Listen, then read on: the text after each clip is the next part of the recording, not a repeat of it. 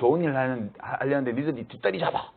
이래서 막 야당을 혐오하는 정서를 한쪽에서 부추기고, 동시에 대통령에 반대하는 쪽에서는 그것이 옳은 일인지 아닌 일인지를 차분히 따지기보다는 저 대통령 쫓아내야 돼, 뭐 해야 돼 하면서 또 혐오감을 조장하고, 이렇게 해서 굉장히 감정적이고 정치적인 이념적인 대립이 세진 것처럼 이렇게 나타나는 현상이 있죠. 근데 이거를 저는 자연스러운 일로 받아들여야 된다는 거예요.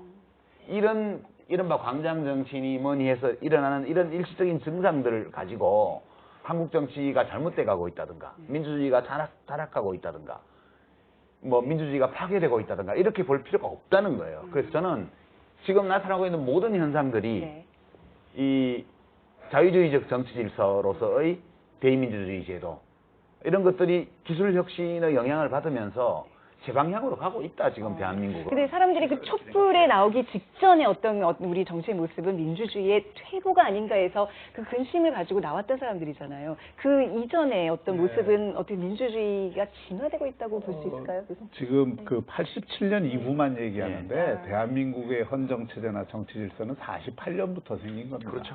그리고 48년에는 미국식 민주주의를, 자유민주주의를 이식한 것이고, 그러나 그 기초가 없었으면 63년 체제도 87년 체제도 없었습니다. 민주주의 진화를 얘기할 때 우리가 경제발전과 이걸 분리하고서 생각할 수가 없어요. 민주주의만 아무리 잘한다고 해서 국민 삶이 안 좋아지고 번영이 이루어지지 않으면 그 민주주의도 결국은 퇴락하거든요. 그러니까 민주주의와 경제발전을 함께 이룬 거의 유일한 나라가 식민지 경험을 가진 나라 중에 대한민국입니다. 그래서 대한민국 역사 자체가 사실 놀라운 거고요. 1950년에 베네수엘라의 국민소득이 7,400불이에요. 그때 미국이 9,800불이에요.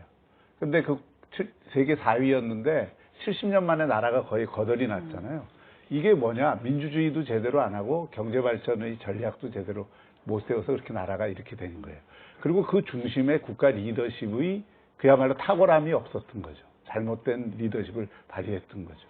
저는 이제 앞부분의 얘기, 그는 그 유시민 이사장님하고 저는 거의 동일해요. 우리가 왜 논쟁을 하는지도 모를 정도로 동일한데, 저는 자유주의 없는 민주주의는 안고 없는 찐빵이에요.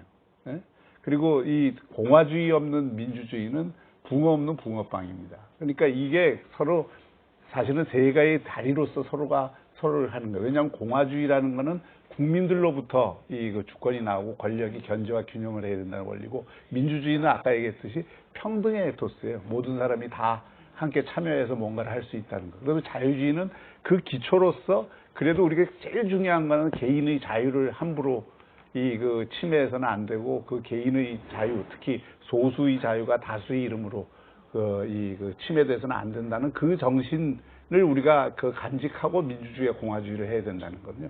그런 관점에서 보면은 대한민국 정치는 진화해 왔습니다. 그리고 민주주의도 공화주의도 자유주의도 발전했는데, 다만 뒷부분에 말씀하신 거, 그럼 왜 그런 혐오의 정치, 적대의 정치, 이런 것들이 나오느냐? 그거는 권력 투쟁 때문에 어쩔 수 없이 나오는 부분도 있지만, 그러나 이 한국 정치를 제가 지금 볼 때 굉장히 우려하는 것은, 그래서 결국 리더십의 문제가 있다. 그건 이전 것만 얘기하는 게 아닙니다. 과거 것부터 쭉 쌓아온 게, 리더십이 정말 그런 어떤 혐오의 정치와 적대의 정치를 부추기는 측면이 저는 있다고 생각해요. 야당은 지금 말씀하신 대로 여당의 실패를 무조건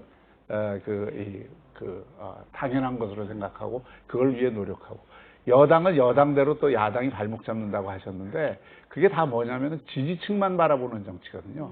민주주의를 위협하는 것 중에 제일 저는 큰 위협이 자기 지지층에 아부하는 정치라고 생각을 해요. 모두가 그렇게 하죠, 표를 얻기 위해서. 그런데 그것을 뛰어넘는 것을 보여줄 수 있어야 민주주의가 저는 진화가 있다고 생각하는데, 지금 그 틀에서 조금도 못 벗어나고 있는 거. 그것이 자꾸 민주주의에 대해서 우리가 많은 국민들이 우려를 하고, 또 국민들 입장에서 보면 이거 제대로 되겠느냐라는 생각을 품게 되는 원인이 되는 거죠. 네. 자, 당신의 삶을 바꾸는 토크쇼 정치합시다 함께하고 있습니다. 이 프로그램의 사실 이제 의도는 우리 국민들이 정치에 대해서 정치가 내 삶을 밟고 하는 어떤 그런 신념을 갖게 해드리고자, 좀 도움이 되고자 하는 그런 시간인데, 이렇게 정치가 어렵네. 정치 무슨 얘기인지 모르겠어 하면 그 정치적인 요즘 효능감이라 그러더라고요. 정치 효능감이 더 떨어지는 게 아닌가 싶어요. 정치 효능감 얘기 요즘 많이 하잖아요.